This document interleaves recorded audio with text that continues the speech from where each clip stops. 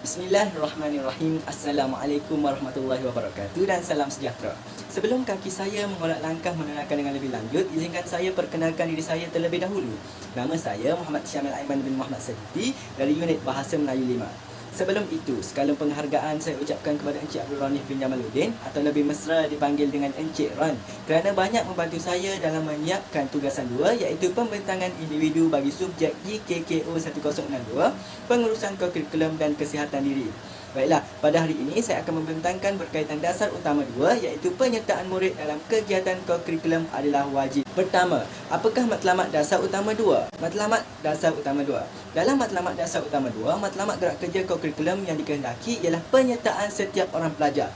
Setiap pelajar hendaklah mengambil bahagian sekurang-kurangnya dalam salah satu gerak kerja pakaian seragam, satu kegiatan persatuan atau kelab dan satu kegiatan sukan atau permainan.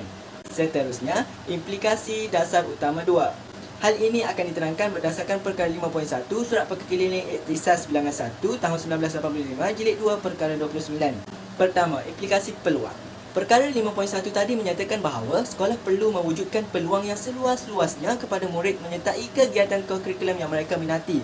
Oleh itu, untuk tujuan ini, pengetua atau guru besar telah diperuntukkan kuasa untuk menubuhkan kelab atau persatuan di sekolah seperti dalam Peraturan 4 Peraturan Pendidikan Persatuan Sekolah 1998. Seterusnya, kedua, implikasi penyertaan perkara tersebut menyatakan bahawa penyertaan kehadiran dan pencapaian murid dalam kegiatan kurikulum hendaklah direkod dan diberi penilaian. Hal ini ditegaskan dalam perkara 8.2.1 Surat Perkeliling Iktisas Bilangan 1 tahun 1985 dan perkara 2.1 Surat Perkeliling Iktisas Bilangan 2 tahun 1986. Dalam pada itu, penilaian hendaklah mengikut wajaran yang telah ditetapkan iaitu kehadiran sebanyak 50%, pelibatan pelajar sebanyak 20%, pencapaian sebanyak 20% dan jawatan sebanyak 10%. Seterusnya, ketiga, implikasi ketidakhadiran. Perkara tersebut menyatakan bahawa ketidakhadiran murid dalam kegiatan kurikulum merupakan satu kesalahan besar dan boleh menyebabkan murid dikenakan tindakan disiplin. Perkara ini juga telah termaktub dalam buku undang-undang dan peraturan sekolah yang perlu diketahui oleh murid-murid dan ibu bapa mereka sendiri. Seterusnya, kita lihat pula kepada peranan pihak sekolah bagi merealisasikan dasar utama 2. Pertama, pihak sekolah mestilah memainkan peranan menyediakan peruntukan keuangan untuk membeli peralatan sukan serta menyediakan fasiliti yang lengkap.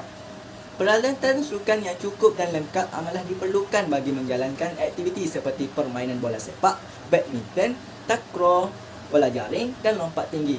Justru, peruntukan untuk membeli dan membaiki peralatan sukan haruslah disediakan sepanjang tahun oleh pihak sekolah.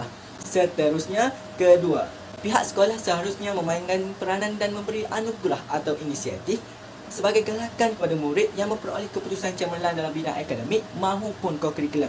Sebenarnya, inisiatif ini bertujuan untuk memberi galakan atau semangat kepada murid supaya mereka akan terus bersemangat untuk melibatkan diri dalam kegiatan kurikulum. Hal ini kerana pelajar lebih mudah tertarik dan cenderung untuk bersaing mendapatkan ganjaran sekiranya berjaya. Sebagai contoh, pihak sekolah menyediakan anugerah tokoh kurikulum yang merupakan wang tunai, makanan dan gadget sebagai sumber galakan untuk jangka masa yang panjang. Seterusnya, kita lihat pula kepada tanggungjawab bagi merealisasikan dasar utama 2. Pertama, pihak sekolah. Tanggungjawab yang perlu dimainkan oleh pihak sekolah ialah membuat pemantauan terhadap aktiviti kurikulum. Tindakan ini perlu dilakukan kerana banyak aktiviti kurikulum di sekolah dijalankan bagai melepaskan batuk di tangga sahaja. Seterusnya, pihak sekolah hendaklah cakna dengan aktiviti yang dijalankan kerana pelajar merasa kecewa disebabkan kegiatan yang dijalankan tidak menarik minat mereka. Hal ini kerana kegiatan yang dijalankan di sekolah hanya untuk memenuhi jadual semata-mata. Kedua, pihak kerajaan. Tanggungjawab yang perlu dimainkan oleh pihak kerajaan ialah memperkenalkan sistem pendidikan baharu. Sebenarnya, pihak kerajaan haruslah menekankan kepentingan penyertaan kegiatan kurikulum dalam kalangan pelajar melalui pengenalan sistem pendidikan baharu. Dalam hal ini, sistem pendidikan yang tidak hanya mementingkan akademik perlulah diperkenalkan supaya semua murid ada minat untuk menyertainya. Oleh itu, murid akan memberikan tumpuan yang seimbang dalam aktiviti kurikulum dan kurikulum. Baiklah, berikut merupakan contoh rujukan yang telah saya rujuki bagi menyiapkan tugasan ini. Baiklah, tibalah masa ke penghujungnya. Selesai sudah pembentangan tugasan 2 saya. Saya akhiri dengan lafaz yang mulia. Wabillahi taufiq wal hidayah. Assalamualaikum warahmatullahi wabarakatuh. Salam sejahtera. Terima kasih atas perhatian yang diberikan.